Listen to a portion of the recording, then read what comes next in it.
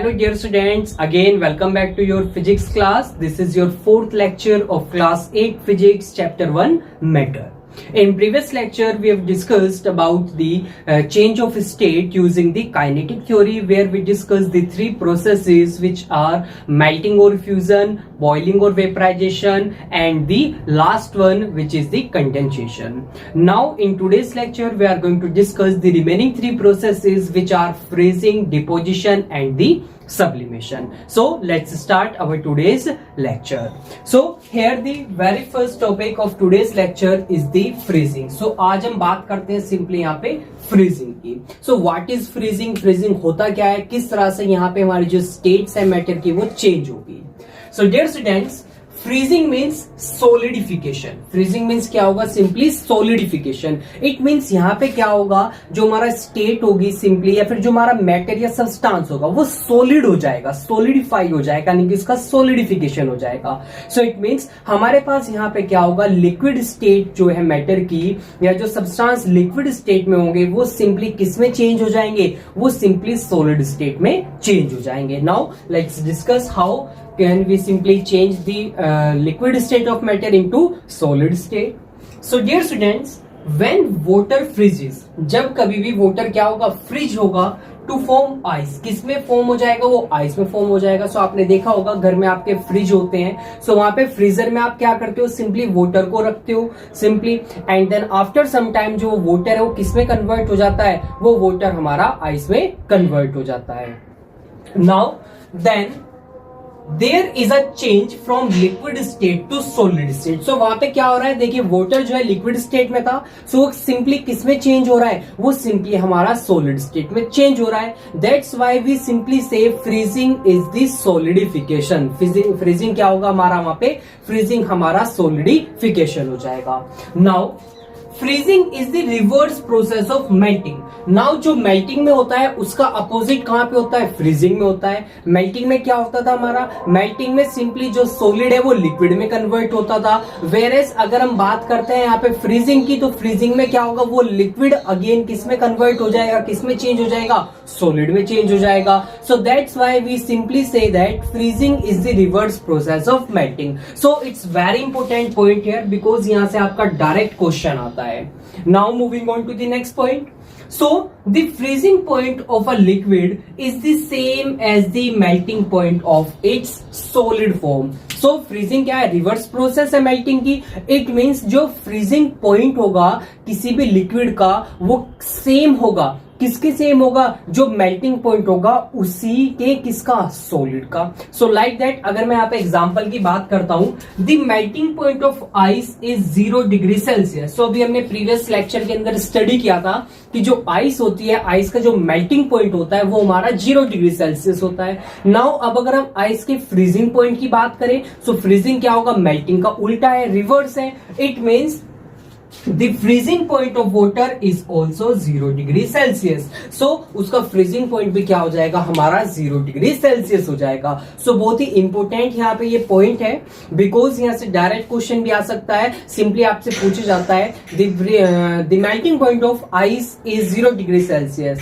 Now what is the freezing point of ice. So अगर melting point ice का इतना है, देन फ्रीजिंग पॉइंट कितना होगा, सो वो सेम हो जाएगा आपका. और अगर वहां पे सिंपली रीजन भी पूछ ले, देन आप सिंपली रीजन में क्या लिखोगे, because freezing is the reverse process of melting. Freezing क्या है हमारा, फ्रीजिंग हमारा रिवर्स प्रोसेस है किसका, मेल्टिंग का.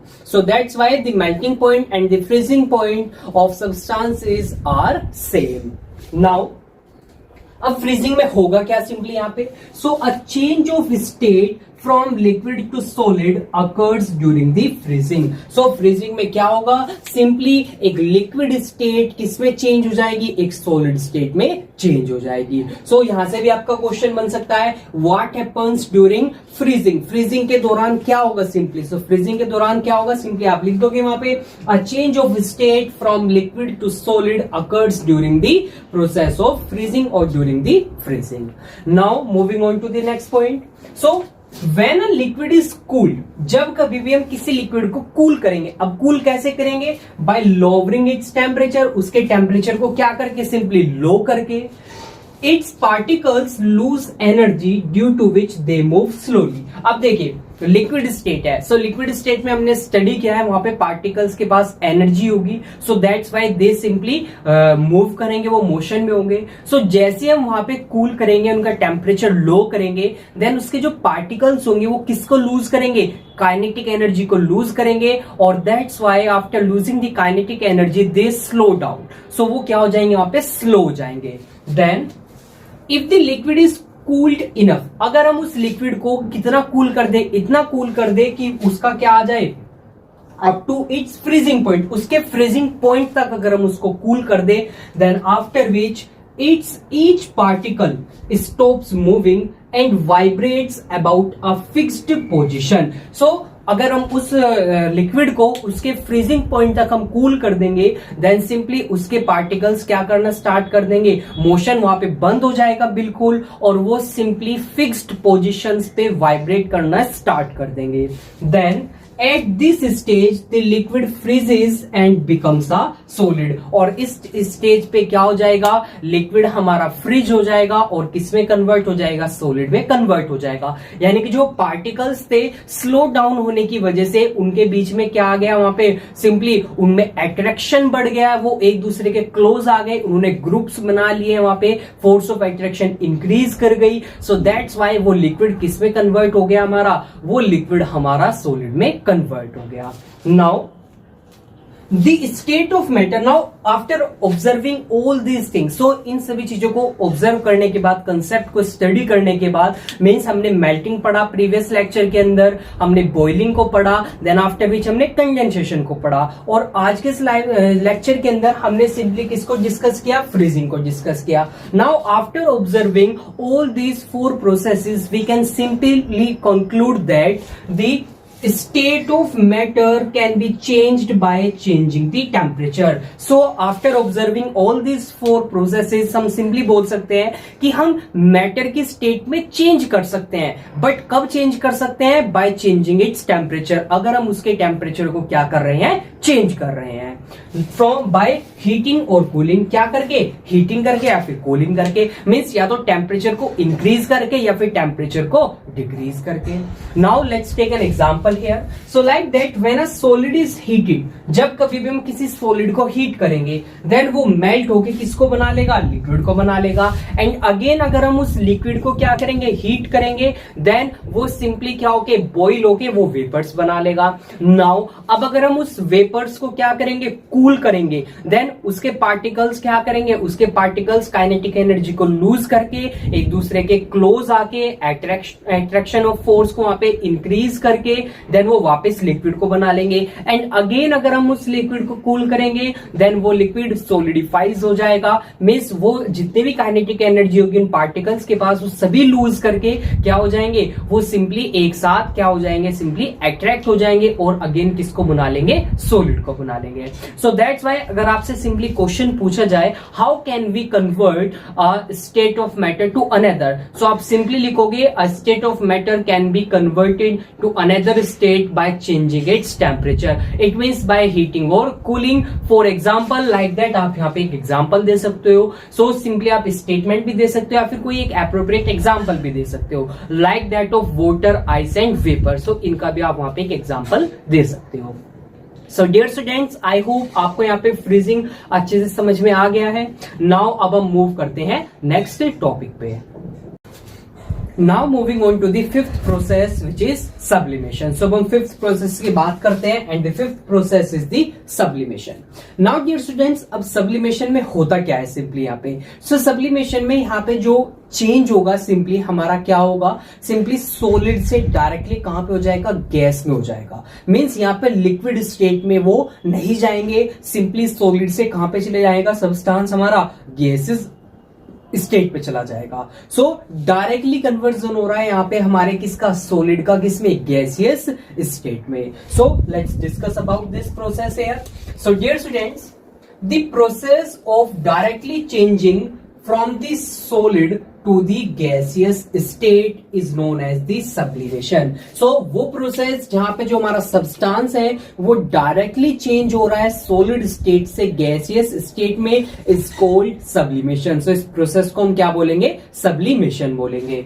Now Substances that sublimate easily include the naphthalene, camphor, iodine and the dry ice. Dry ice is simply the solid carbon dioxide. So जब कभी भी कार्बन डाइऑक्साइड को हम क्या कर देंगे, सॉलिड स्टेट में कन्वर्ट कर देंगे, then it's simply known as the dry ice. उसको हम क्या बोलेंगे, वहां पे ड्राई आइस बोलेंगे. सो कौन कौन से हमारे सब्सटेंसेस होंगे जो इजिली सब्लिमेट हो सकते हैं, मींस डायरेक्टली सॉलिड से गैस स्टेट में कन्वर्ट हो सकते हैं. सो ये हमारे कुछ ही यहाँ पे एग्जांपल्स होते हैं इनके. सो इन एग्जांपल्स को आपको लर्न रखना है बिकॉज एग्जाम के पॉइंट ऑफ व्यू से बहुत ही इंपॉर्टेंट है, बिकॉज डायरेक्ट क्वेश्चन आ जाता है. Name some substances which easily undergo sublimation और that simply sublimates. So examples में हमारे पास आ जाएंगे यहाँ पे naphthalene, camphor, iodine and the dry ice. And dry ice is simply the solid carbon dioxide. So यहाँ पे एक और क्वेश्चन आपका बन सकता है, what is dry ice? Dry ice क्या होती है? So simply वहां पे लिखोगे आप, the solid carbon dioxide is known as dry ice.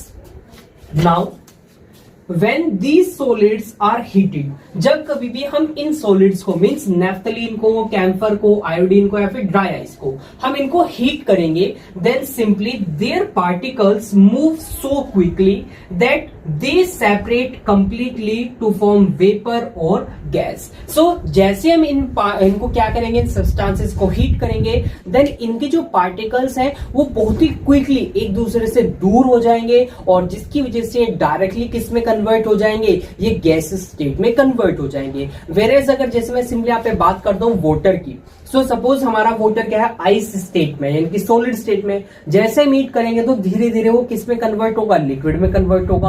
और हम हीट करेंगे तो धीरे धीरे किस में कन्वर्ट होगा, वेपर्स यानी कि गैस में. यानी कि वो प्रोसेस धीरे धीरे चलेगी. बट यहाँ पे जैसे हम इनको हीट करेंगे ये डायरेक्टली क्या हो जाएंगे, गैस स्टेट में कन्वर्ट हो जाएंगे.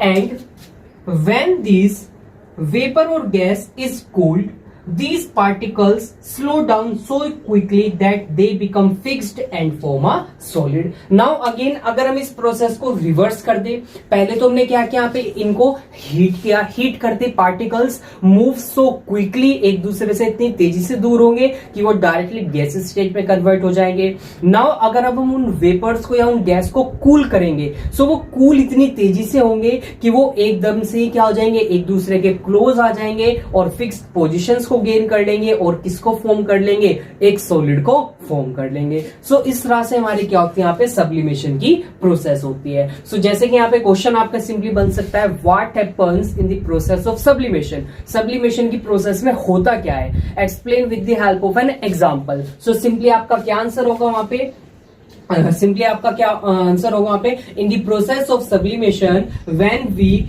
Heat a solid then their particles move so quickly that they separate completely to form vapour और gas. For example the naphthalene balls. So naphthalene balls जैसे ही हीट अप होंगे तो इनके पार्टिकल्स एक दूसरे से इतनी तेजी से दूर जाएंगे कि वो सिंपली डायरेक्टली किसमें कन्वर्ट हो जाएंगे, गैस स्टेट में कन्वर्ट हो जाएंगे. सो आई होप आपको यहाँ पे समझ में आ गया है अच्छे से सभी पॉइंट्स एंड किस तरह से यहाँ पे इन पॉइंट्स में से आपके क्वेश्चंस बन सकते हैं. Now moving on to the next point here. So in many households small naphthalene balls are kept in stored woolen and silk clothes etc. to protect them from the attack of moths and other insects. So आपने देखा होगा आप सभी के घर में भी क्या होता है, नेफ्थलीन बॉल्स होती हैं, हम उनको क्या करके रखते हैं, जो हमारे फैब्रिक्स होते हैं, वुलन क्लोथ्स और सिल्क क्लोथ्स होते हैं, सो हम उनके अंदर उनको क्या करके रखते हैं, उनको डाल के रख देते हैं. जब कभी हम उनको स्टोर करते हैं, जैसे कि लाइक दैट आप स्टोर रूम में किसी भी अलमीरा में क्या कर रहे हो, लॉन्ग टाइम के लिए अपने क्लोथ्स को सिंपली क्या कर रहे हो, वुलन क्लोथ्स और सिल्क क्लोथ्स को आप स्टोर करके रखते हो. देन आप वहां पे उनमें क्या डाल देते हो, नेफ्थलीन बॉल्स को डाल देते हो. किस लिए, ताकि वहां पे उन क्लोथ्स पे, उन वुलन क्लोथ्स और सिल्क क्लोथ्स पे क्या ना हो, अटैक ना हो सके मॉथ्स का और जो इंसेक्ट्स होते हैं उनका. नाउ अब वहां पे क्या होगा नेफ्थलीन बॉल्स में सिंपली, सो आपने देखा होगा जब कभी भी आप अगेन आफ्टर 4-5 मंथ्स आप उन क्लोथ्स को वापस बाहर निकालते हो, सो उनमें वहां पे नेफ्थलीन बॉल्स होती नहीं है, और अगर होंगी भी तो उनके बहुत साइज होगा बहुत ही छोटा हो गया होगा. सो लाइक दैट अगर सपोज आपने इतने बड़े साइज की नेफ्थलीन बॉल्स डाली थी, या तो बिल्कुल कंप्लीटली वहां से क्या हो गई होंगी, खत्म हो गई होंगी, या फिर बहुत छोटे छोटे उनके क्या बचे होंगे, बहुत छोटे छोटे उनके वहां पे पीसेस बचे होंगे. सो अब ऐसा होता क्यों है वहां पे, सो it is noticed that these naphthalene balls disappear with time without leaving behind any residue. So बिना किसी रेजिड्यू को छोड़े ये क्या हो जाती है, वहां से सिंपली डिसअपियर यानी कि खत्म हो जाती है. अब ऐसा क्यों होता है वहां पे?